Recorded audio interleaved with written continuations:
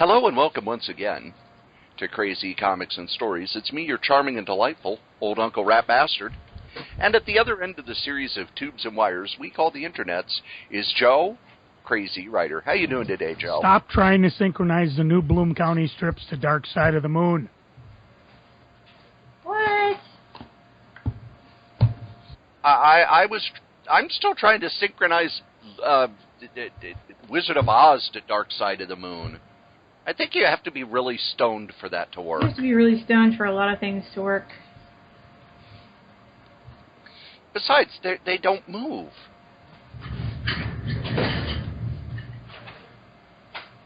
What doesn't move? Whatever you're pushing around your apartment. That's my chair. The Bloom County strips. Oh, right. I already forgot what we were talking about. And on the other end of the line, the lovely and talented Jen Wicked. How you doing tonight, Jen? Oh, it's finally not quite so hot. Y'all are killing me. Somebody sent up a little piece of Texas, and I've been, dying the last couple of days because there's no AC in my apartment. It wasn't even real Texas. Come on. I know, because we went to Don Pablo's last night, and I had a pale, bland imitation Mexican food from a woman with a very, very heavy Midwestern accent. Oh, that was pure Minnesota, right? Well, there. I know it was, and that's how I realized how long I've been here, because I can distinguish very clearly a Minnesota accent from a Wisconsin one. Ah. How about an Iowa accent from an Illinois accent? I haven't talked to enough people from Iowa, so I'm not really sure how to recognize that. And surprisingly, I don't have very many people ask me where I'm from, even though I lack the Minnesota accent that a lot of other people have. Many people in the Twin Cities, I don't feel have an accent. They don't. So I work further out of the city, and, so the people there, have more of an accent, and, have a lot of elderly people and things like that, and they also have more of an accent, as that generally happens. When I started working, because I worked at a group home in Victoria in the 90s, but it was staffed with religious people, and the kids we got were actually teenagers from mostly inner Minneapolis. So when I left that field and then got into group homes again, was working with elderly, developmentally disabled adults. First off, pretty much all of the staff come from Waconia or further west. And many of the clients come from further west, to the point where the accents were so thick there were times I could not understand people. There was one client we had whose accent I couldn't understand until someone told me, yeah, when she gets really tired, she speaks German. That's pretty funny. So, she also speaks German when she gets angry, and she is also the one who, when she gets, goes to her room, I was used to teenagers who go to their room and blast rap music. She goes to her room and blasts polka music. I was waiting for that. It was the strangest thing I'd ever heard. I'm not talking to you! Stomp, stomp, stomp, stomp. I can't tell what Joe is eating. Is Joe eating? Yeah, he's eating, but I can't tell what. Allow me to get closer to the mic. I don't know, those sound kind of like Cheetos. Same brand, Fritos. I'll give it to you. I should recognize that, too, because Fritos are one of my favorite chips. Really? Yeah. Fritos are one of the few snack chips I can't eat. More for me and Joe. Good. You can have them all. Good. But we're not here to be talking about the snack chips. Not? Although, we used to talk about American foods. And we missed out on a few that I enjoyed. So, oh, hey, when is the state fair? When do we start talking about that? The state fair is at the end of August. It's the beginning of summer, and we're already talking about the end of it. That's Minnesota, don't you know? That's how we are. We're always trying to live in the future, never living in the now. But I'm going to talk about the past. I'm going to talk about some of the foods that came out in the past that we didn't talk about. Oh. We haven't done American food in forever. Did you guys hear about the pizza burger?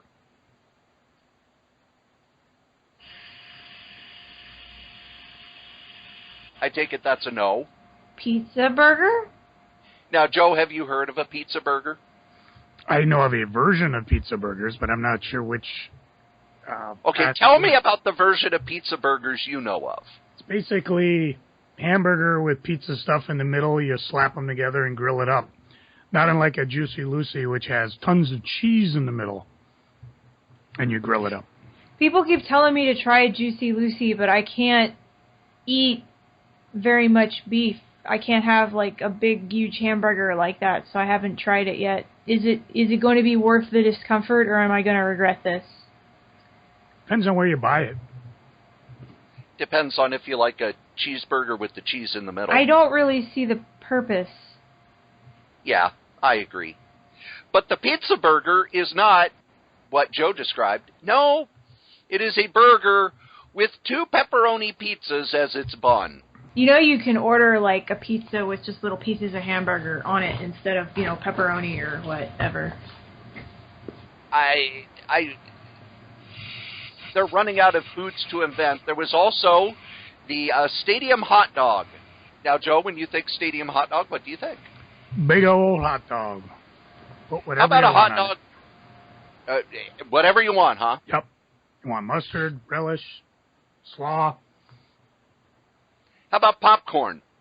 If you buy it, you could probably put it on there. How about cotton candy? Kind of ruining the candy, but yeah, go ahead. Yep, the stadium hot dog. They had a hot dog at this baseball stadium. Pretty much a little of everything that they sold at the concession stand, including cotton candy, milk duds, and those little Snickers bits. I don't want to know the people who buy these things. I really don't. Well, if you don't go to ball games, you probably won't. Well, I don't. Although I keep wanting to go to a Saints game. That would be fun. How about that local sports team? The Saints are a weird team, though. What are they? They're the local minor league team, partially owned by Bill Murray. Minor league what? Baseball. Oh, baseball is kind of boring. That's why they have things like a pig that wanders the stadium. I'm paying attention. That weird theme nights. From what I hear, they have all kinds of cool stuff going on all the time. I want to go to a hockey game. I would like to understand a hockey game. You don't need to understand anything about hockey. It's just hockey. All I know about hockey is the goons. I've stunned her into silence. Joe, do you know what the goons are in hockey? It's usually an enforcer decided to beat up the other guy before he beats up your guy. Yep, they're basically the thugs that start the fights. That's all I know about hockey because of the Warren Zevon song, Hit Somebody. But I would like to learn about all these sports here in Minnesota. I'd like to learn about hockey. I'd like to learn about curling, because curling strikes me as the strangest sport ever. That's really it. I don't like going outside in the winter. It's cold. This is the most boring episode ever. Well, then let's talk comics, shall we? Cool. Joe, have you been reading the Rebirth? Nope. Shows up probably next week in my box. I have read a few issues of Rebirth comics. Did you pick them up at Fall Con, the one-day wonder? 33,000 square feet of awe-inspiring comic book wonderment. October 8th, 2016, 10 a.m. to 6 p.m. at the Minnesota State Fairgrounds Education Building. Because we need education. And advance tickets go on sale. 4 days as of this podcast. Go to www.mcbacomiccons.com. So, Cory, did you go to the future, buy all the Rebirth comics out of the quarter bins, and then come on back here so we can talk about them? No, but I know where I might be able to buy some comics. Fall Comic At Con? LionCon What?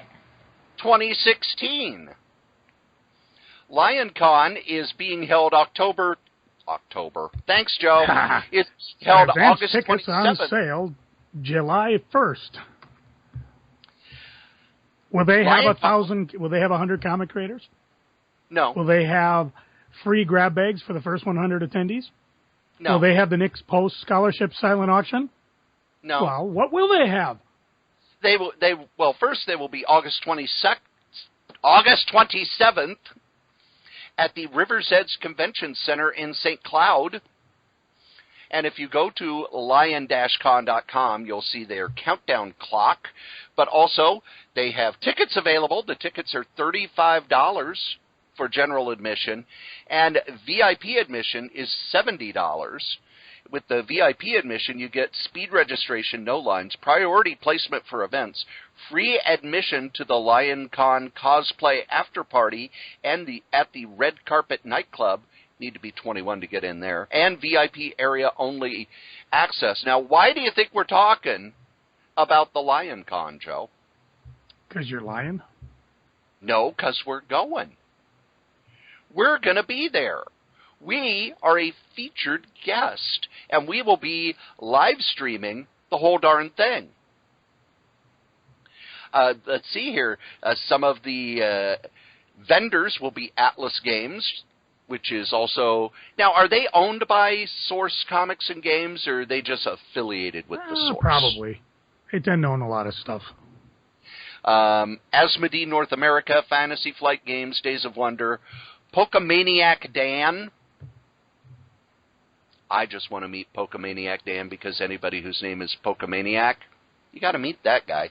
Halfling Crafts, Old Haven Arts, Moore Creations, our friend, Dangerous Dan Moore, is going to be there as a featured guest. Wicked Jester Clothing. I wonder if they make Juggalo clothes. SRJ Ceramics. Tentacle Made Studios by Trey Blasting Game. Legends of Chaos. Many more to come. But we're going to be there. We're going to be all set up. We're going to be live podcasting the whole darn time. It's 10 a.m. to 10 p.m. Who knows? Maybe we'll live podcast some of the party. What was that website again?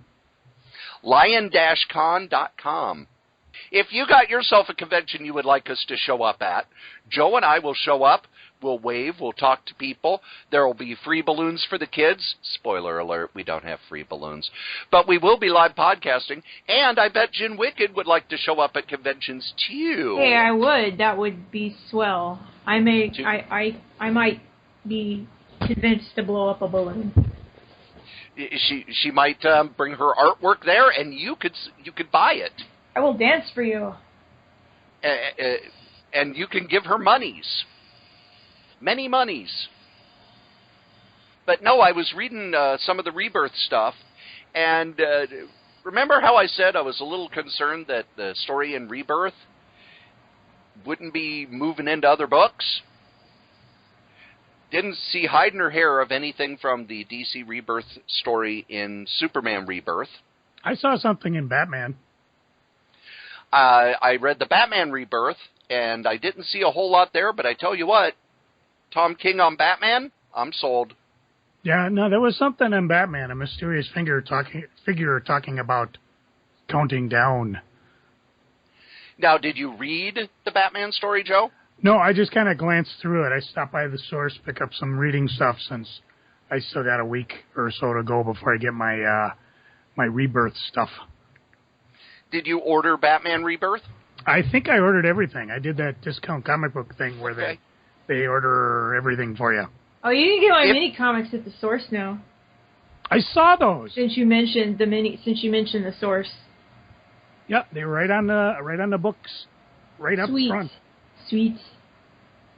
And soon she'll be in other comic shops here in the Twin Cities. I will? Yes, definitely. And if you're wanting one of these mini comics, you know what to do. You know what to do. Okay, sorry I interrupted you. That's okay. I'm inflating a giant donut right now. This is a thing I picked up I saw it while I was out the other day, and it is a giant inflatable donut. So if you hear a strange hissing sound, that is me testing my lung capacity and blowing up this giant donut.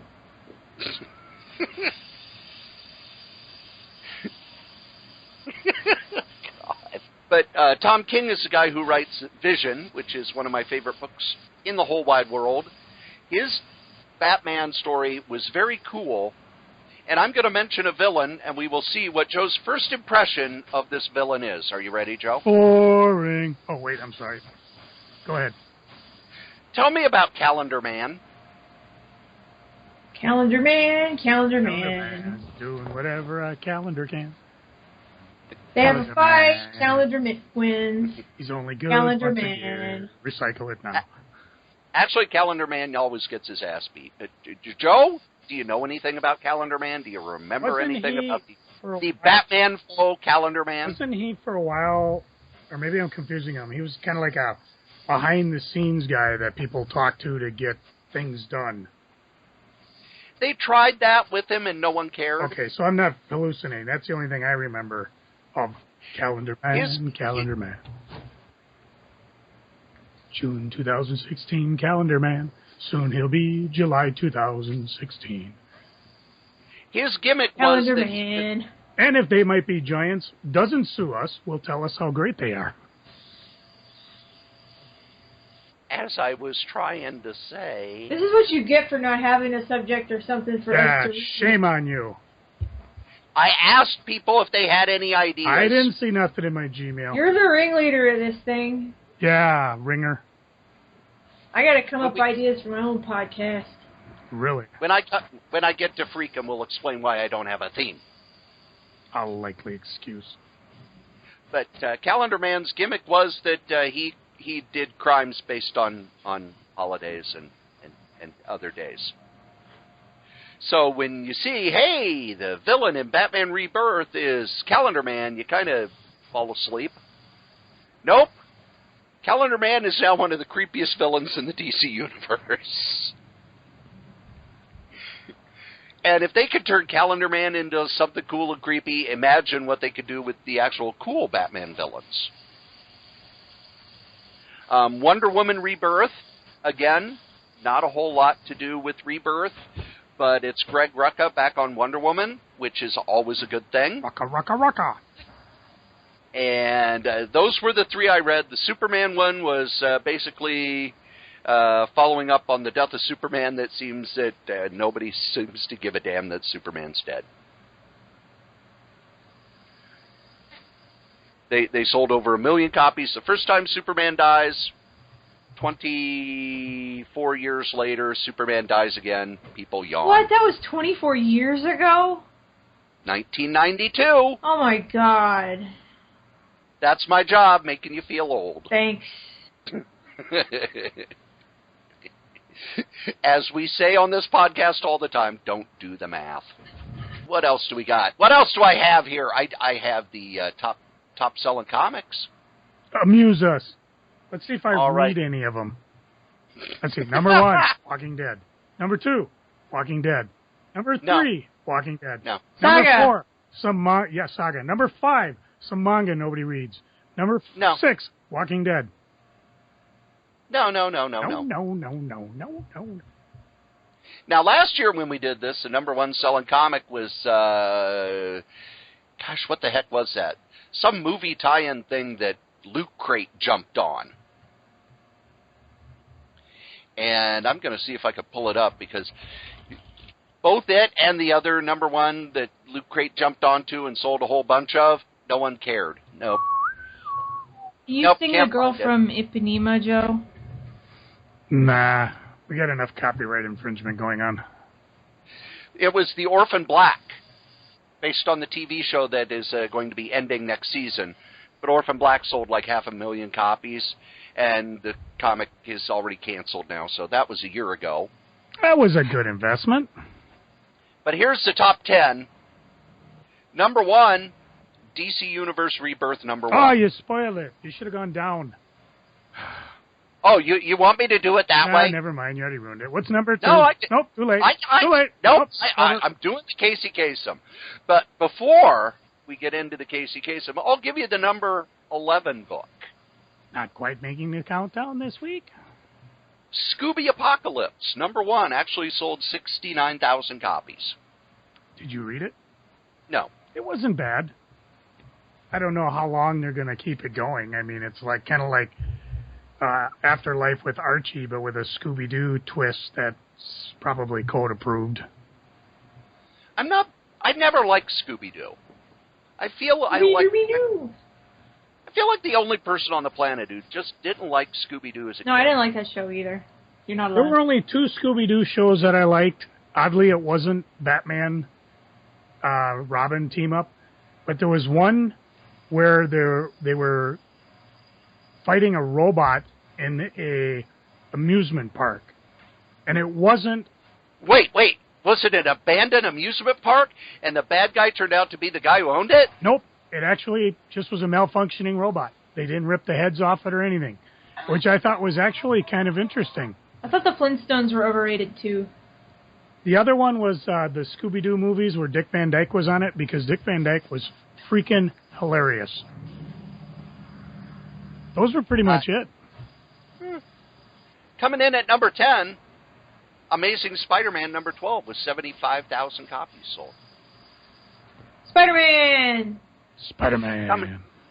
Coming in at number 9, Black Panther number 2 at 77,000 copies. That's down quite a lot because the previous issue sold over 250,000 copies. That'll be canceled soon. What did they do? Issue number 1 had a whole bunch of special covers, and it's written by a Pulitzer Prize-winning essayist. And wasn't bad. Number 1 sell much, much better. Any more with a Marvel number 1, you're seeing a 60% drop from issue 1 to issue 2. Oh, drop. Sorry. Drop it like it's hot. Yep. Ow. At number 8 is Darth Vader number 20. Soon to be canceled. Well, no, it's ending. Canceled. It's out of here. Canceled is when they say it's... Canceled is when the editor and the publisher say it's over. If I don't get a number ending 26, is when the creator says it's over. Game over, well, man. yeah, it's over. You don't know the power of the dark side. Number 7 is Justice League number 50. That's one that you read, right, Joe? Isn't that the end of some big story? Yeah, the Anti-Monitor, Dark Side. It went on way too long more. Okay. Number 6 is Star Wars number 19 at 95,000 copies. Not canceled. Nope. Still... They're strong in this one. Spider-Man! I'm actually really shocked that Star Wars is selling this well for this long. What? Because, the comic did really well in the 70s. But even when it was at Dark Horse, it only sold about 20 to 30,000 copies a month. And Marvel's been able to keep it over 90,000 for almost 2 years now.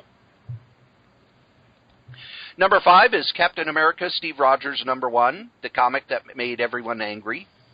Why did it make everyone angry? Hail Hydra. Oh.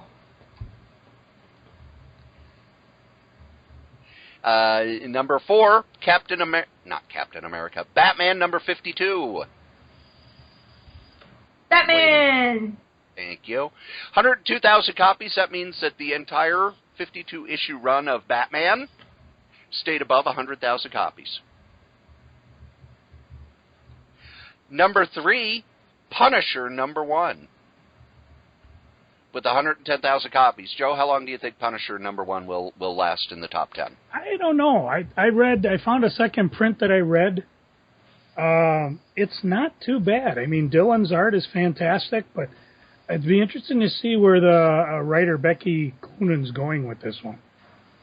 The thing I liked about it was the Punisher was, I don't want to say a secondary character, but the book was around people's reactions to him, making him more mysterious and more interesting. Because in a lot of ways, the Punisher is a very one-note character. And the best writers on the Punisher understand that and make his villains interesting. Because the Punisher, sorry, he's pretty boring all by himself.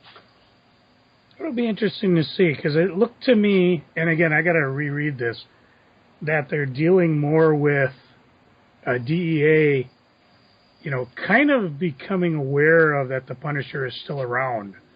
Yes. And so that should be fun just to see where they go with it. More like he's kind of a urban myth type thing, and it's like, well, we might have to go. So we'll see what happens.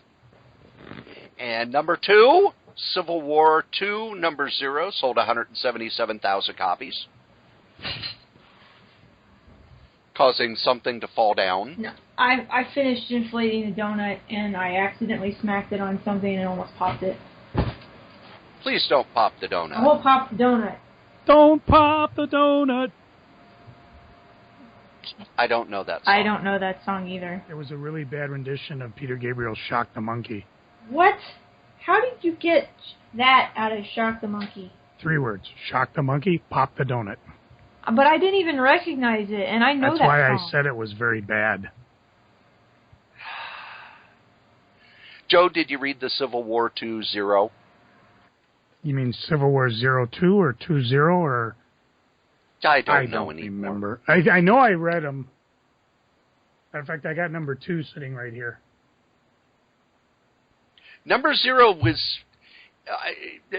I'm sorry, but number 0 issues annoy me at this point. Why not just call it number 1? So they can milk an extra one out of you instead of waiting, 4 months for an issue number 9. I remember... Here's how old I am. I remember when a 0 issue came out long after a number 1 came out and would say kind of what happened before number 1. And now, and ask the Joe and Jen. Hang on, I had to unmute my mic. Jen might even know this one. I might have to mute mine. Because, I'll explain why. What was the first comic book 0 issue? Why would I know that? When I give the answer, I'll explain why you might know that. Joe? Well, I obviously don't know that. Okay, Joe, do you know? What was the question? What was the first comic book 0 issue? Was it Poison Elves? No. Why would I know that? Batman. Batman. Spider-Man. I want to say it was some type of X-Men book, but I don't really recall. What was that guy that was on the pin you told me that I bought at the source? Doctor Strange. Doctor Strange. Zap, number 0, was the first 0 issue. Came out a couple years after Zap number 1, and the reason Jen might know it is because it was all Arcrum art. It was a bunch of uncollected Arcrum art that he put out as Zap number 0. I got nothing. Yeah, I mean, I don't... What was the book about? It was Arcrum stories that were weird and creepy. You really got to be a little more specific. You can't be, because it's Arcrum. All his stories are weird and creepy. The other issues of Zap had other artists in them. Zap number 1 and Zap number 0 only had his work in it. And, of course, as I said, number 1 was DC Universe Rebirth, 235,000, and they're doing a second and third printing. Now, do we really think that 235,000 people bought an issue of DC Rebirth number 1? Were there actually variant covers of it? I believe so. The balloon is taking over the damn show. I don't know what you're talking about. Jen, are you hugging the? Jen, are you hugging? Jen is in a death and life struggle with a balloon. Are you hugging the donut? No comment. She's hugging the donut. No comment. Jen needs hugs. Sometimes all she's got is a donut. But sometimes a donut's enough. Sometimes the donut has you. Deep man. In Soviet Russia. Now, do we want to head over and take a look at the top 10 graphic novels? Ooh, why not? Jen, you were over at Como?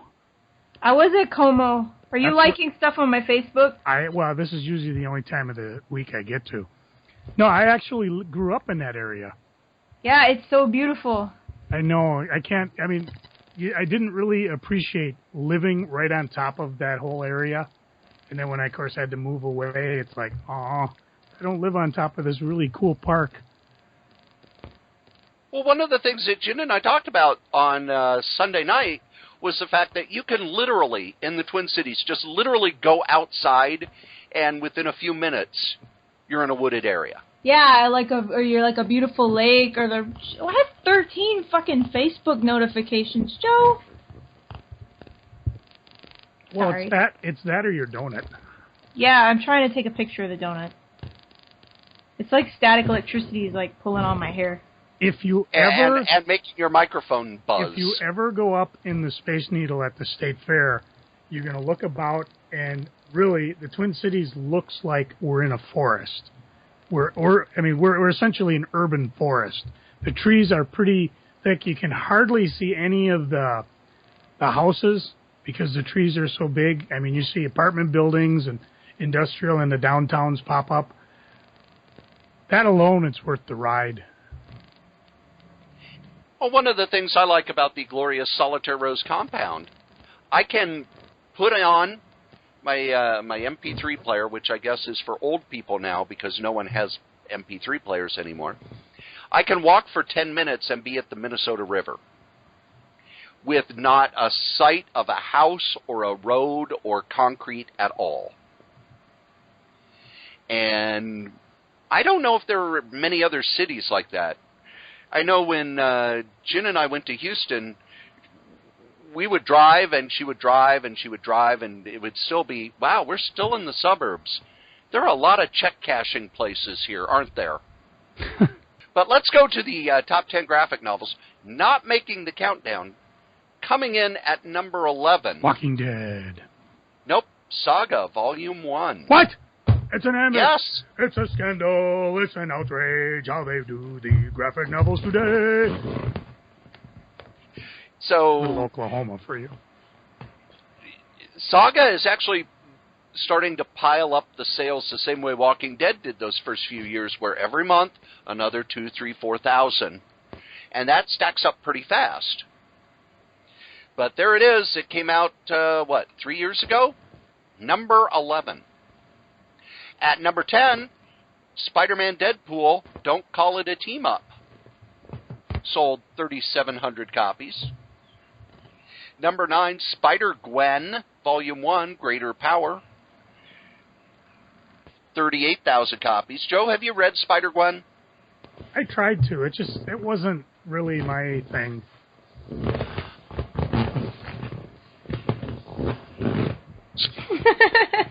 Well, that was an interesting balloon review of Spider-Gwen. Donut, what do you think? You thought Wolfie was bad. Go on. Now, is this a donut with sprinkles? Yes. Okay. But not a jelly donut? No. Just a round donut? Full of air. Okay, not like a Bismarck? No, I'm like in the donut hole. Okay. Too many jokes must mock Jen. I was able to force it back. Spider-Gwen is a book that I would not go out of my way to buy, but I'm enjoying it enough on the Marvel Unlimited app. And the fact that it's selling so well, one of the things that Marvel did with the all-new, all-different Marvels, they really made a push for diversity.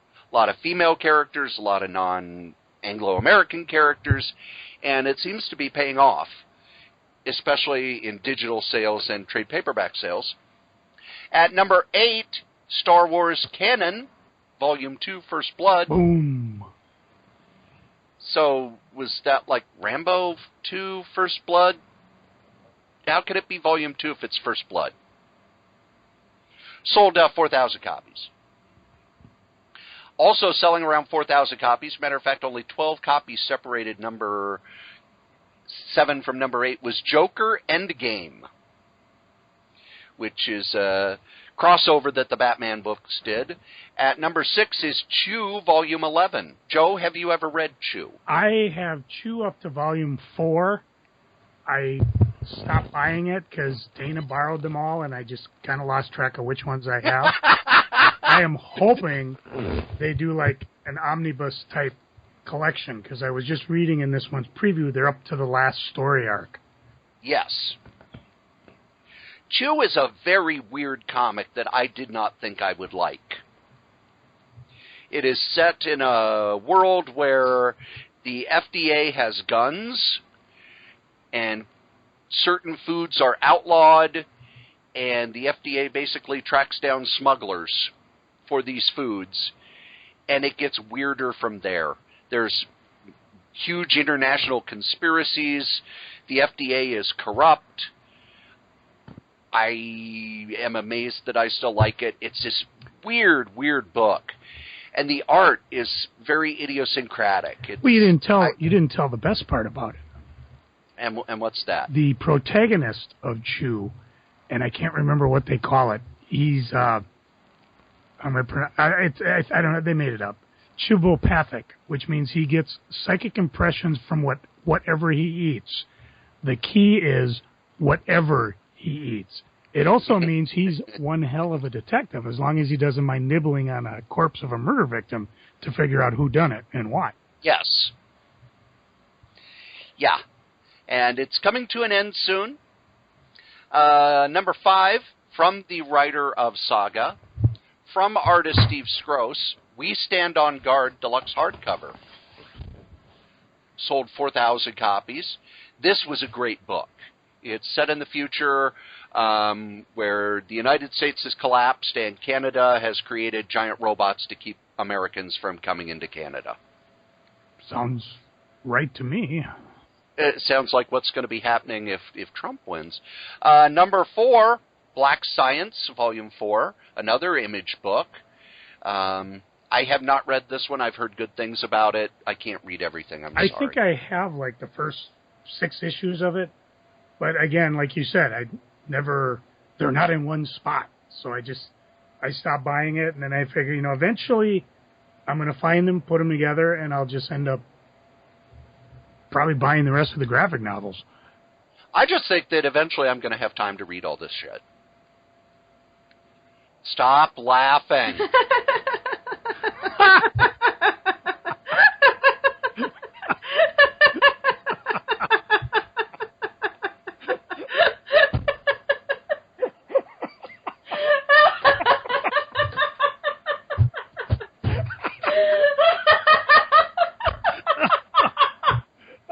What?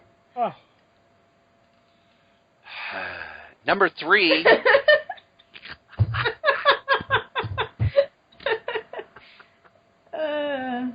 Sorry, not sorry. Number 3 is Civil War.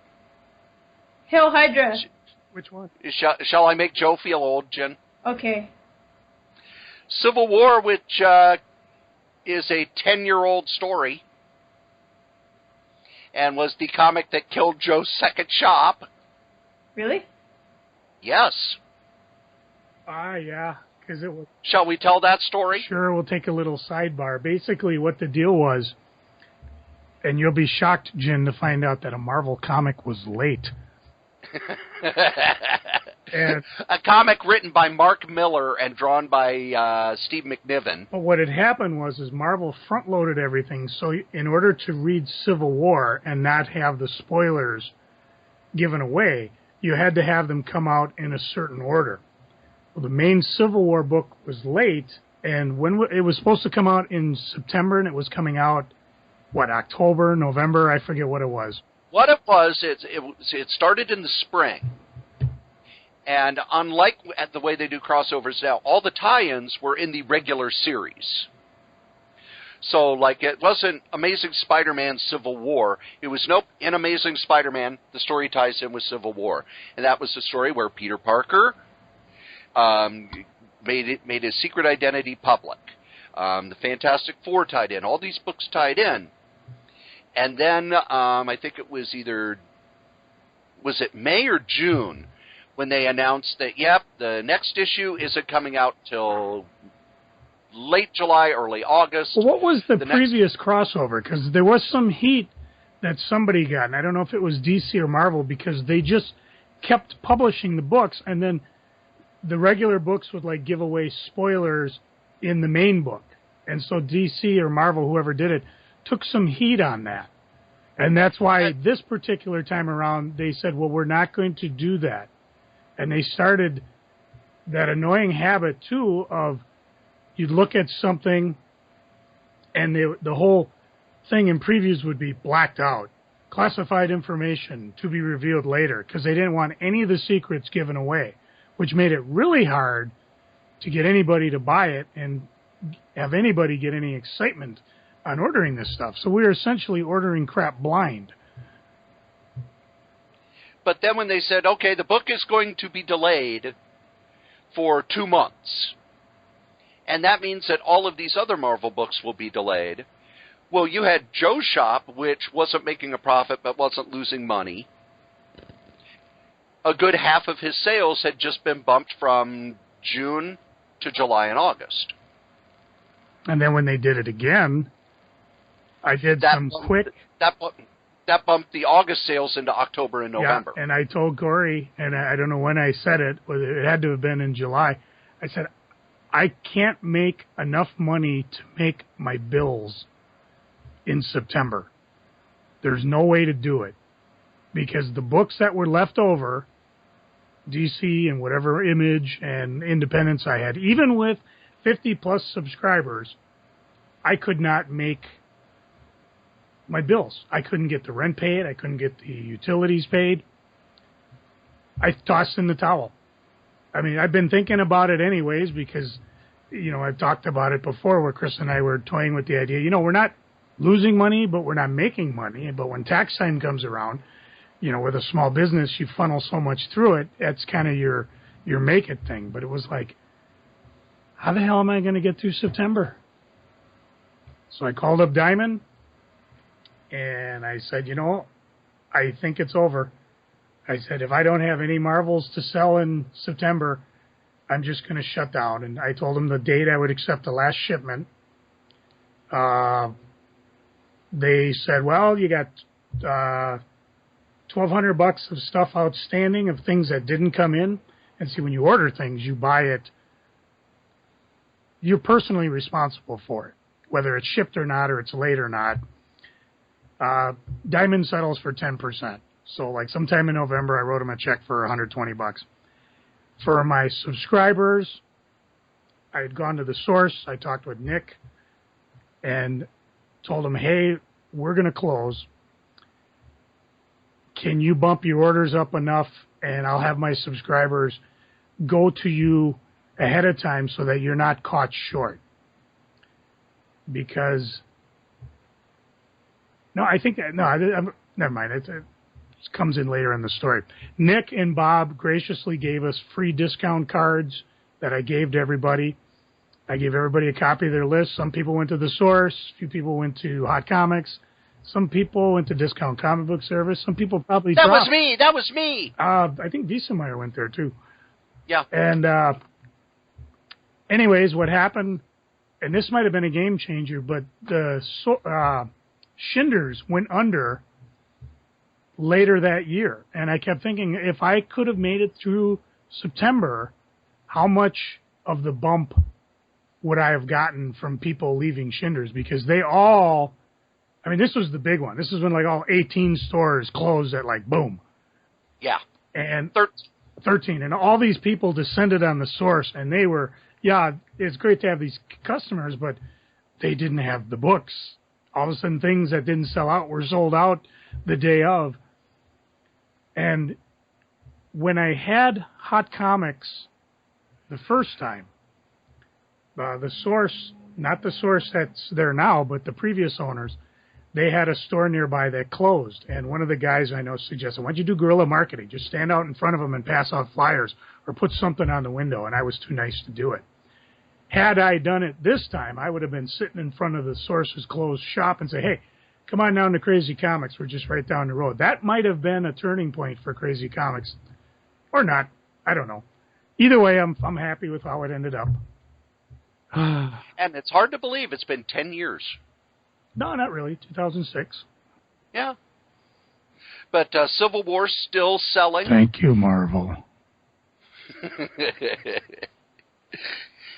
And out of all of the big crossovers that Marvel did, the fact that Civil War is the one that still sells kind of surprises me. As a standalone, it's not actually that bad. As a standalone, I actually like Secret Invasion better, because when it doesn't have the weight of being a crossover, it's just a fun alien invasion story. It is. There could have been more, I don't know, how would you say, consequences or long-term effects of it. Then again, there could have been that with the Spider-Clone saga. It could have been that with Infinity. What was it? Hey. Gauntlet, War, Crusade. After the Crusade. Secret Invasion, we actually got a 1.5-year storyline. That was Dark then. Reign? This is now. Dark Reign was cool. I don't care what anybody says. Dark Reign was cool. Dark rain is coming down. Number 2 is Descender, Volume 2, another Image book that I honestly have not read. But it sold 6,000 copies.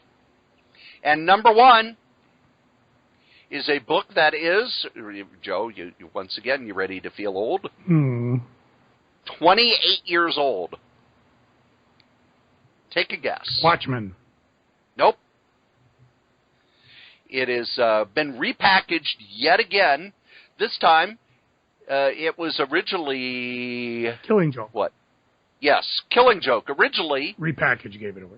$2.99. Now, a hardcover for $17.99. Hot snot. And it was basically a Batman annual that they decided to package in the what they called the prestige format, because it was... Brian Boland said, "This will be my last sequential comics art. From now on, I'm just going to do sketches and covers." Okay, I posted a picture of the donut. Hang on a second. We must check this out. Meanwhile, while you're checking out Jin's donut, remember that the FDA found thousands of Coors Light beer laced with cocaine nationwide.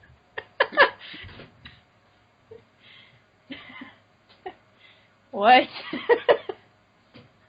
Man, they shouldn't make... My work here is done.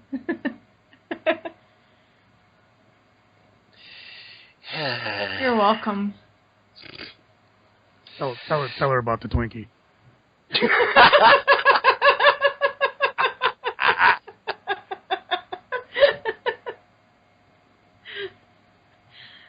Professional broadcasting. This is what you get for not having a subject. Shame on you. What, me not having a subject means you're going to pose with a goofy face inside a donut. Hey, man, I have teeth. Guess what, Joe? She's going to bite it. It's going to let a fart and fly out the window. If she's going to do that, I'm never going to have a topic again. Pretty soon, her entire studio will be filled with inflatable objects. Joe, did you just share my picture? There, now you have another picture you can put on the YouTube. We've got to, tease our Facebook people. I've seen a lot of inflatable donuts in my life. I'm lying. I've never quite seen you that happy. I know, right? Damn, I wish I had a donut. I do have a donut. You know who else has a donut? Dunkin' Donuts? Krispy Kreme? You guys have been doing so well lately. These guys! Our sponsors! Yes, here at Solitaire Rose Networks, we have ads. That's right, we have ads. Just like every other podcast. Come on, it's okay. Our first advertiser is our longest-running advertiser, and that's DreamHost.com. DreamHost.com is the best, bar none, web host all over the interwebs. You could go to other web hosts. You could go to the ones that have big ads on TV and everything, and they're not going to give you the service, the dependability, and the reliability of DreamHost. Head on over to DreamHost.com, use the code CRAYZ, KRAYZ, and get $20 off your first year of web hosting. Another of our sponsors is Dollar Shave Club. Dollar Shave Club has great blades at low prices, and let's face it, you gotta shave. Head over to shaved.by/C19DC. Get you some blades. They're wonderful. I use them. I use all of our sponsors. Matter of fact, head on over to crazycomics.com. Over on the right-hand side of the page, you'll see all of our sponsors. Bombas, Grays, Flaviar, Dollar Shave Club, and DreamHost. If you would like to advertise on any of the podcasts in the Solitaire Rose Network, you can. Just email solitairerosenetwork@gmail.com, subject advertising. And after we do the sponsors, we ask Joe, what's going on the eBays? What's going on? What's going on? I have been putting back all those variants I donated to the MCBA. And putting them back? Yeah, because what I'll do is, since it's a whole freaking year till the next MSP con, formerly known as SpringCon, I figure I'll put them up. If they sell, I'll donate that money to the charity booth next year. It's better that than just let them just sit for a year. Besides, like, every variant cover, they're hot, and then they do cool off. And right now the ones I got are pretty cool off. Stone cold? Yeah, not stone cold, but they're, it surprises you every so often. I mean, every so often, okay, it's time to ask the Strode. Uh-oh. I wasn't ready. Strode? I wasn't ready. Yeah, tell it to the donut. What is Scarlet from Icon?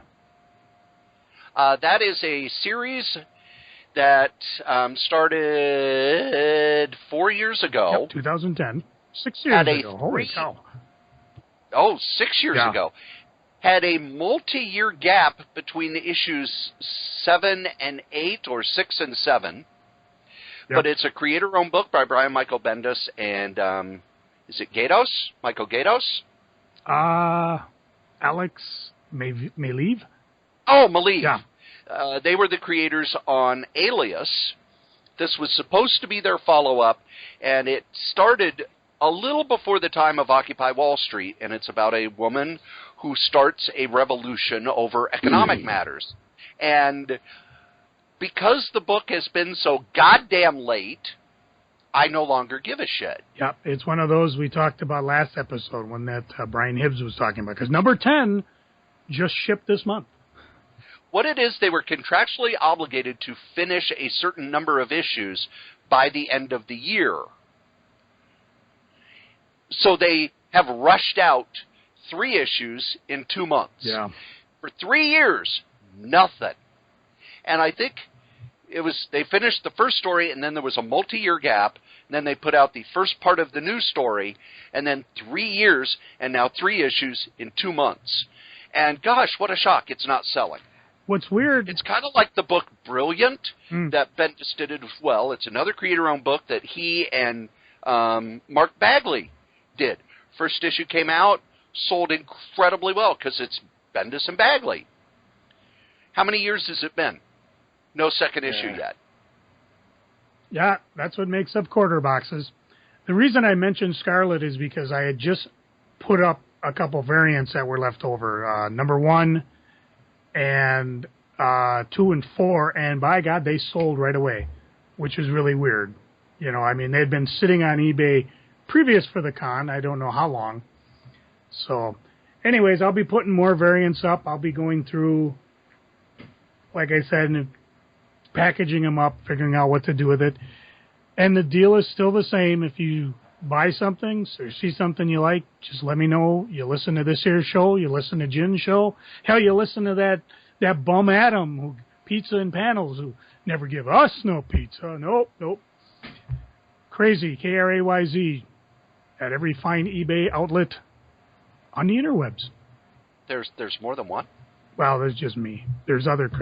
I think Mike, my old employee, used to go under Crazy Lackey, although he... Oh, that would have been cool. He hasn't sold anything for a while. So after we get done with the eBays, we then turn to Jen Wicked and say, Jen, what's going on with your art stuffs? Batman. I don't know. You have not drawn any Batmans. No, I don't know, man. I'm just drawing stuff. Follow me on Facebook, whatever. I'm putting as much effort into this as you did. Ooh.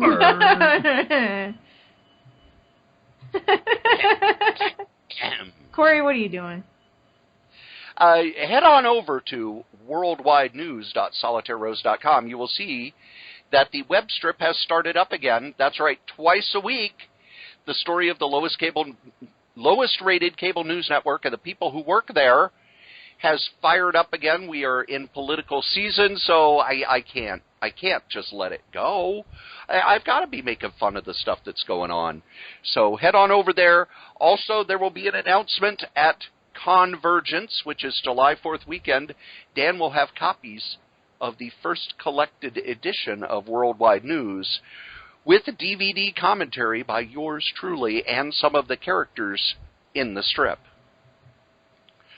That's right, Joe. I'm going to be a published author, and Joe doesn't care. Nope, because I can't go. No, but you'll be able to get the book somehow. Yeah.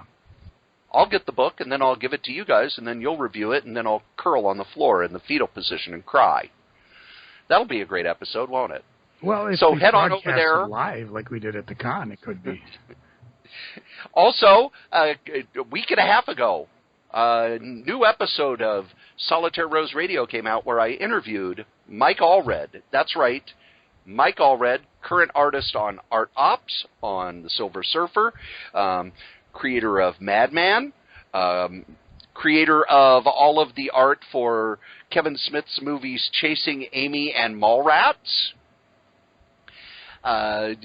creator of Superman, Madman Hullabaloo, Ecstatics. He's way too classy for me to have interviewed, but there you go, I did. And now that I've gotten all my plugs out of the way, it's time for my favorite part of the show, Freaking and Geeking. Joe, what are you freaking on? When are we going to go down to the Minnesota Historical Center and go see What's Up, Doc, the animation art of Chuck Jones, which will be there April 30th through August 13th? I'm free Saturday. You know I work Saturdays. I work every day. We'll plan something. We'll go. All right. Well, I'm freaking on that because time's a-wasting. I got to get me a new weather radio, which really was surprising because the last couple of times severe weather come through, damn thing didn't even beep. So I unplugged it, I reprogrammed it, I did everything. And then I realized, well, I've had it about 10 years. It's about time for a new one. I advise everybody, especially if you're in storm areas, to get one. Because just like last night, we had a bunch of storms come running through. Sadly, up in the Boundary Waters, Craig Waltz was killed while camping. Tree fell on him, injured his son. It's big news here because he's brother of Congressman Tim Waltz. They had baseball-size hail up by Mille Lacs Lakes. Can you... I can't envision that. I've seen quarter-size hail, but baseball-size, that's freaking crazy. So definitely pick up a weather radio because it could possibly save your life. What about the app on my phone that beeps when there's bad weather, and it means I have to go into the group home's bathroom with the residents until the severe weather is over? And let me tell you something, ladies and gentlemen, you have not had an enjoyable evening till you have gone into a bathroom at 4 a.m. with 6 cranky, developmentally disabled adults that you had to wake up at 4 a.m. and listen to a weather radio. Well, as long as that's party. As long as your self-service doesn't give out, you're fine. But the radio, you can put batteries on, and you should be fine because they do have backup transmitters. So hopefully it keeps broadcasting the whole time. This is the last week that Big Brain Comics is open. They're going to close their doors forever this Thursday, June 30th. So if you haven't got a chance to swing by and check them out, do it, or forever not do it. He's doing it because he's tired, though. I do understand that, because I got that way towards the end of Hot Comics. Well, how long has that store been open? Over 20 years. Yeah, it's been about 20 years. They've had a couple different locations, and it always bemused me because they always got, oh, they're a great store for independent comics. And I'm like, just because my name was Hot Comics doesn't mean I didn't support independent comics. I got my name in one of them their Star Wars reports in the late 90s, so I got that going for me. And Chris Staros now, you know what Chris Staros does for a living now, don't you? The guy who did the Staros reports? Yeah. No, what? He is the publisher of Top Shelf Comics. Ooh. So here's a guy who, back in the 90s, once a year put out this, it was kind of a magazine, but it may as well have been a book, where he went over the best comics. And rather than just keep putting out a book about the best comics, no, I'm just going to publish them. Yeah. He's part of IDW now, isn't he? Yep. They sold to IDW because it was getting increasingly difficult for him to do the marketing on his own. And IDW... I'm trying to think of the best way to put this. Joe, do you know the movie studio Miramax? Yes. They, back in the 90s, they did Pulp Fiction and all of these other things, and then they got bought by Disney. But the reason Disney bought them was Miramax was this little film company that was owned by two brothers that would win Oscars every year. The movies that they made won Oscars. Disney made a lot of money, but they didn't get many Oscars because they weren't putting out Oscar-worthy movies. So rather than change what they did, they just bought somebody who put out quality movies. What IDW did was they bought somebody who puts out Eisner Award-winning books. It also got their foot into the very lucrative library market.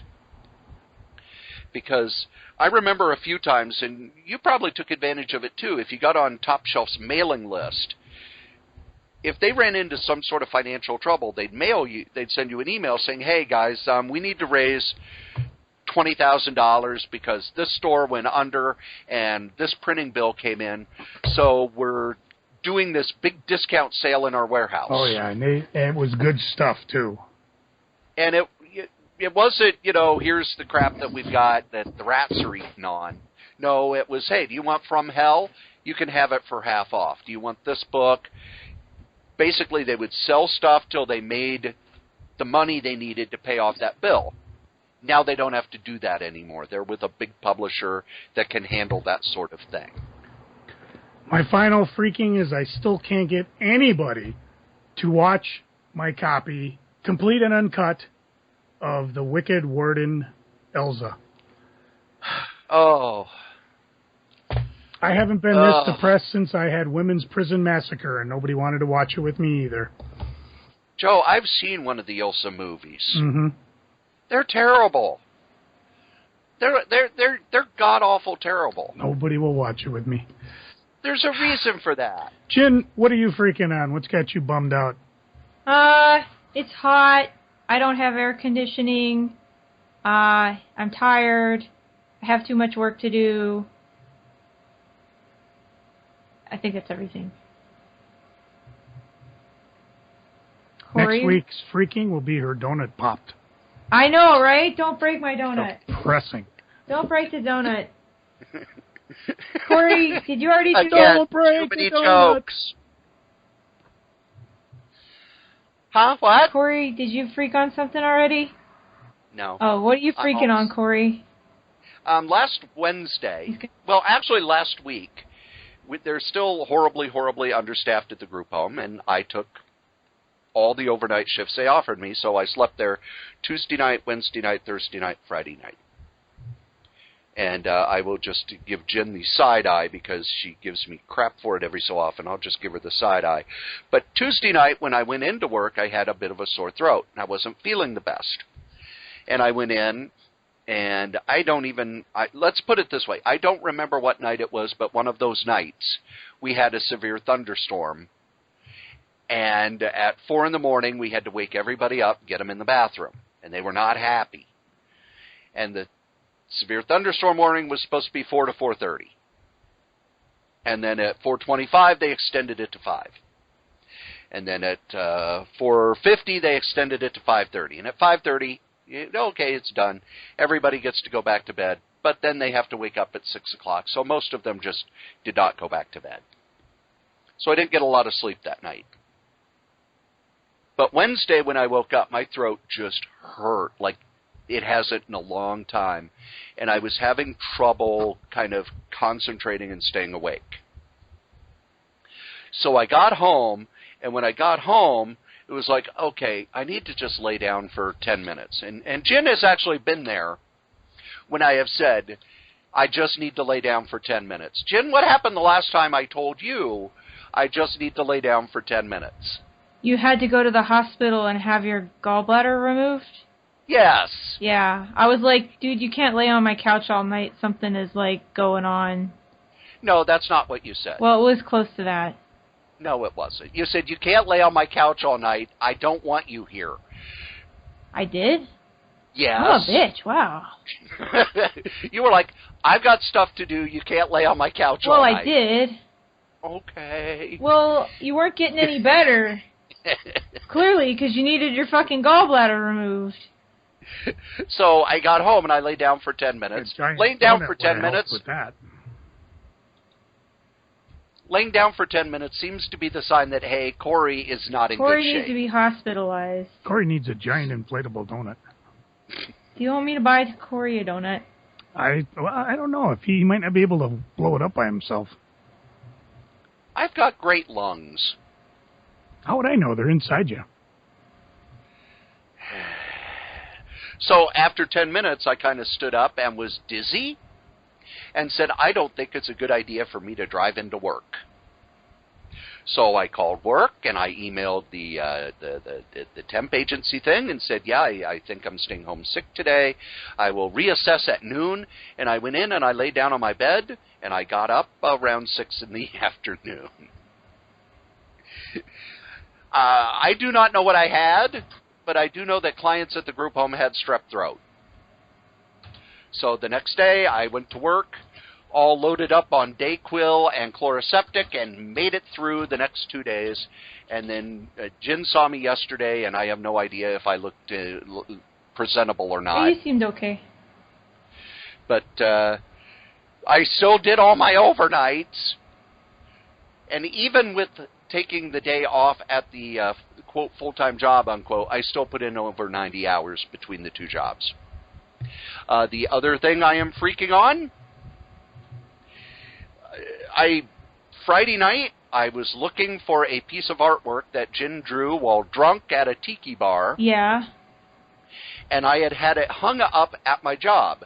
And then there was one day when I was very much in the fuck this place, I'm done with this, and I took everything that I had there at that job and put it in a box and took it home, thinking that I was quitting on Friday.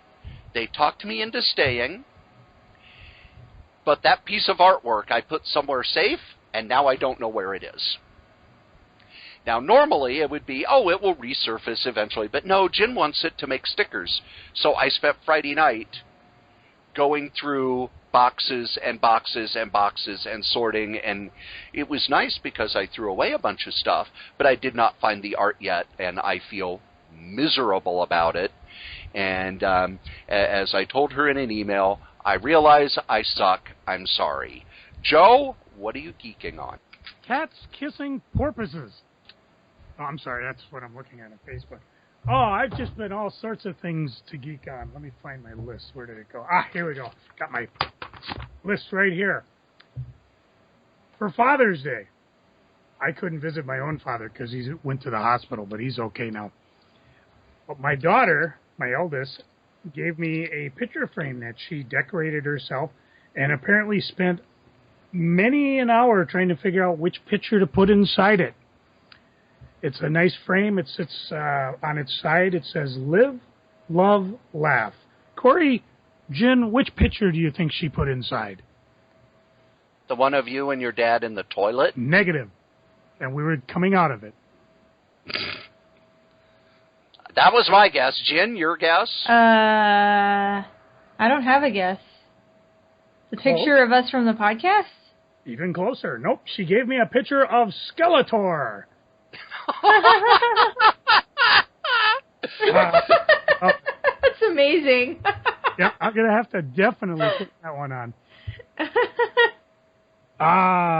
Anyways, like I said, my dad was in the hospital. Although he's better. He's at home now. Holly was up north. Chris and Dana went to some thing. It's where you drink wine and you paint a picture. And it's really kind of cool. They came back with some really cool artwork and stuff. So I suddenly found myself free.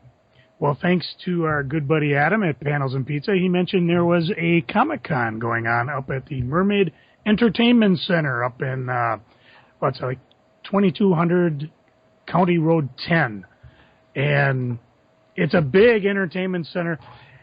Not so much a Comic-Con, but more just like the old-fashioned Greenberg show. It's just somebody rented the room. They put a bunch of dealers in it. I spent a couple hours just digging through books. And let's just take a look at some of them there here. Picked up a graphic novel of the Umbrella Academy, which I could not remember if I read or not. I have some news about that. News. Okay, Joe, Umbrella Academy. Do you have the book right there? Hang on, I just buried it under everything else I bought. Got it! Who was the writer of that book? Gerald Way and Gabriella Ba. Gabriella Ba was the artist. Okay. Gerald Way. Jim, do you know Gerald Way? Hello? Is she there? She might be eating her donut. She probably is. He is the lead singer for the band My Chemical Romance. And the reason I bring this up is because if you look at your DC preview for what is coming out in August, DC has a new comic line coming out called Young Animals, which is executive edited, and the first book is being written by Gerald Way. Cool. Are you shoehorning more actual comics discussion into this episode? Well, and not only am I shoehorning it in, I'm breaking news. Breaking news. And if we want to get into it, I could even explain why this Young Animals imprint is kind of the death knell for Vertigo. Go for it. Their first book is Doom Patrol, and they're going with the... When Vertigo started, they were the edgy adult versions of these characters like Animal Man and Sandman and Doom Patrol and Swamp Thing, and then there were creator-owned books. Well, that's what this Young Animals line is going to be. It's going to be edgy adult versions of DC heroes, and if it sort of catches some sales, they're going to also have a creator-owned component to it. And really, do you need two edgy adult-themed comics lines in your publishing arm? No. Sure. And let's remember that Vertigo just recently released its editor-in-chief, Shelley Bond. But the real question is, where will Astro City end up? Probably wherever it needs to be. Although it does not sell all that well. Joe, what else? What else did you get? Well, let's see. I picked up a bunch of Ultraverse because they were cheap, and I probably have them all, but that's never stopped me before. A few copies of What The, because we've all been talking about What The, so I figured out I'd pick those. I love that book. These were all like 50 cents a piece. Why not? It's just some fun reading.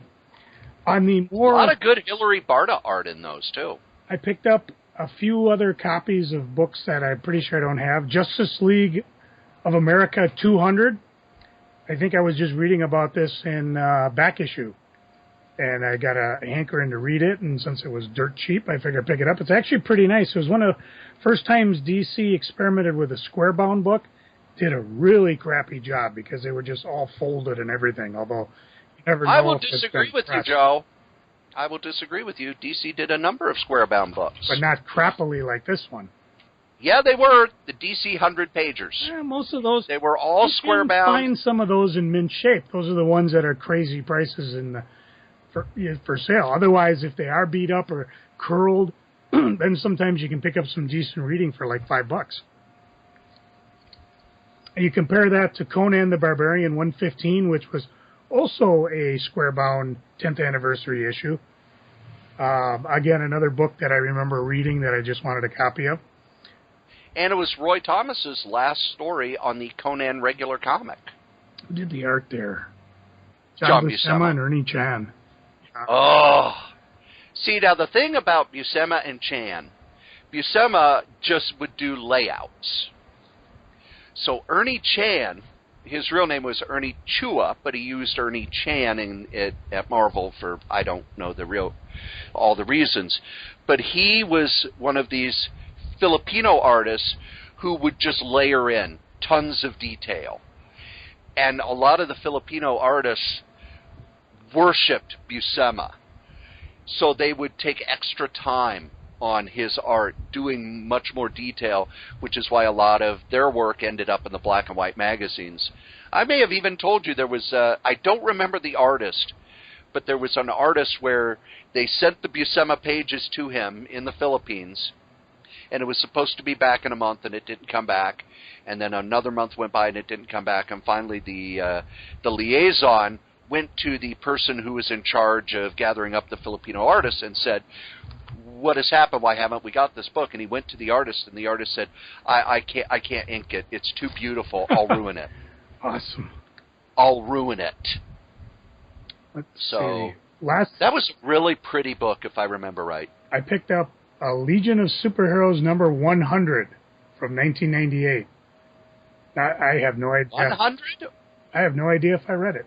Oh, that's right. They did the reboot, the renumbering. Yeah. It's got a lot of Walter Simonson, Alan Davis. It's got the blue Superman, if you remember him, so that gives you an idea when the continuity was. And just because, oh my God, it's a beautiful, funny-looking book. Adventures of Jerry Lewis, number 68. A photo cover. Oh, wow. Jerry is basically pushed up against a very statuesque blonde who happens to be blowing bubble gum.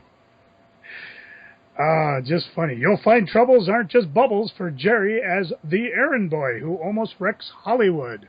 Jerry's latest picture at the time. So, not too many Jerry Lewis books actually had photos. Let's see, what else we got? I read a graphic novel, Midlife by Joel Ullman. This was published by, well, probably himself, because I don't see any logo on the cover. Drawn and Quarterly. There it is, right on the sides. Writer, artist, and 9 panels addict Joel Ullman serves up 170 pages worth of hilarity, pain, and embarrassment that anyone who's experienced, or is experiencing, God help them, the awkwardness and panic that comes with turning 40 will relate to all too well. Funny drawings, too. I'll just go with Peter Bagg's review of this, because this was a lot of fun. A good read. Parts of it just, it's a slice-of-life book, but it just kept me going really fast. And one of those books I'll pump your way, Jen, because I'm curious to see what you think of it. I won't be reading much comics in the future because I'm reading through an actual book. What? Oh, this one's called John Dillinger Slept Here by Paul Maccabee, a crook's tour of crime and corruption in St. Paul from about 1920 to 1936. Basically, it's about bootleggers, kidnappers, murderers, and thieves. Their names, John Dillinger, Babyface Nelson, Machine Gun Kelly. Using eyewitnesses, FBI agents, and gangster testimony, crime historian Paul Maccabee takes you through the bank robberies, gangland assassinations, and police intrigue of St. Paul during those years. What people don't realize, and they never taught in high school, oh, sweet bejesus, St. Paul was the most corrupt frickin' place on the planet. They had this thing called the O'Connor system based on John O'Connor, the police chief. You come to St. Paul, you don't commit any crimes, you'll be left alone. You go to Minneapolis, rob a bank, kill a few people, come hide out in St. Paul, as long as you kicked off a little to O'Connor, you were left alone. 31% of all gangsters hid out in St. Paul during the Prohibition era. And St. Paul didn't do jack squat about it until 36, when finally Hoover just had enough and they just tore down the St. Paul Police Department ending the corruptness. But the book is just fascinating, partly because there are places that I pass by every single day, and I had no idea, such scum and villainy were afoot way back then. I've heard stories down in the Landmark Center, downtown St. Paul, where you can go through and see some of the old courthouse that used to be there, and there's actual bullet holes still in the wall from when escapes were tried. And this book's just fascinating. I mean, I'm a history guy. It's just amazing how bad things were. And of course, if you remember in the 20s, everybody kind of looked up to gangsters. Then came the Valentine's Day Massacre and the, I forget, there was some other killings in Kansas that started getting people's attitudes turned away from gangsters. But they just kept going on, fueled by the money of Prohibition. So fascinating read, and it's I'm about halfway through it, but it's going to take me a little long to get through it. A couple other things I'll just mention in passing. A friend of mine. You have friends? He went to Sweden, yeah. And what's that like? He brought me back a comic book called Betty and Zitz Natsken. Betty and Zitz. Knasen. And what you would do is look at it and go, you know what? That's Beetle Bailey. Huh. So that's what they call it. I'm looking to see, just kind of whipping through. Ooh, an interesting ad for Asterix in the back. Just kind of whipping through quick to see. Oh, yeah, there's some Zitz cartoons, the comic strip. But most of it seems to be reprints of just Beetle Bailey, which for some reason they call Naskin. So, and of course it's all in Sweden, which is kind of cool. And swinging back to the eBay thing, I picked up another piece for my Supergirl collection. A Alyssa Benoist signed 8x10 photograph from a place called Signatures for a Cause. So she's in her Supergirl outfit. She slapped a signature on it. If you want one, you can head over to Signature for a Cause because they've got a few other ones they're putting up. So it's for a cause, and now I got her signature. Chin, what are you geeking on? What's got you going besides a large inflatable sprinkle donut? That was it. That was quite a donut. Cory, what are you geeking on? I'm looking over when I went through. Leaf clover that I. Oh, sorry.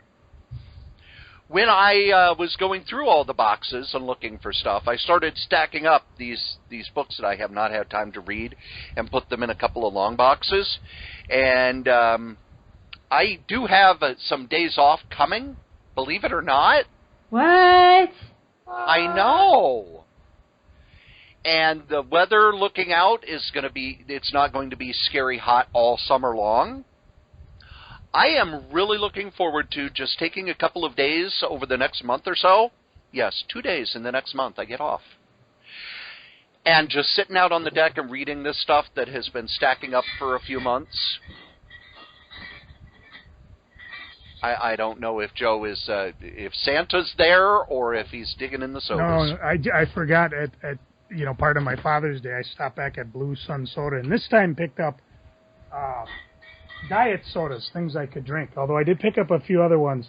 Toxic Slime, Alien Snot. Sadly, no Rat Bastard root beer. Bastard. I talked to him a little bit. I told him, I had a store. We used to sell big, Black Lemonade, Love Potion 69, and he says they order it. Right. It's just they can't find a distributor doing it, and I'm wondering, I took a quick look around the interwebs. There doesn't seem to be any for sale. I wonder if they're gone. That would be. Let's hope not. That would be a Rat Bastard thing to do. While I was at the group home so much, and the weather was hot, they couldn't go outside, one of the clients asked if I would bring in some Westerns. Now, when I watch Westerns, Joe, what kind of Westerns do I watch? Spaghetti. Damn straight. I like the way the boots reverb out across the hardwood floors. Nope. That's because these Westerns were all filmed silent and dubbed for each country.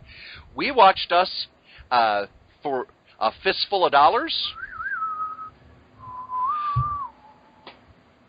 We watched us, what was it, the first Sartana movie? And then they wanted to watch Django, and I said, no, we are not watching Django because, and I'm not talking the Quentin Tarantino movie because there's no way I'm bringing that one in. But I'm also not bringing in the original Django movie because that is the most nihilistic, depressing Western I've ever seen ever. But we did watch a Sartana movie, which has, the Sartana movies are my favorite just because of the titles. We watched Here's $1, amigo. Use it for your funeral. Sartana will pay the rest. And it was basically Sartana's a hired gun, and he tracks down the people who robbed the bank and kills them and takes the money and leaves town.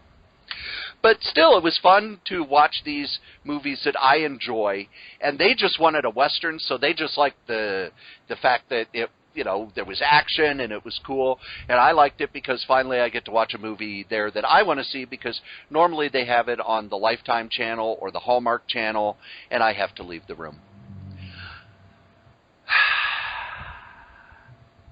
And the last thing I am geeking on was normally I don't do much on Father's Day.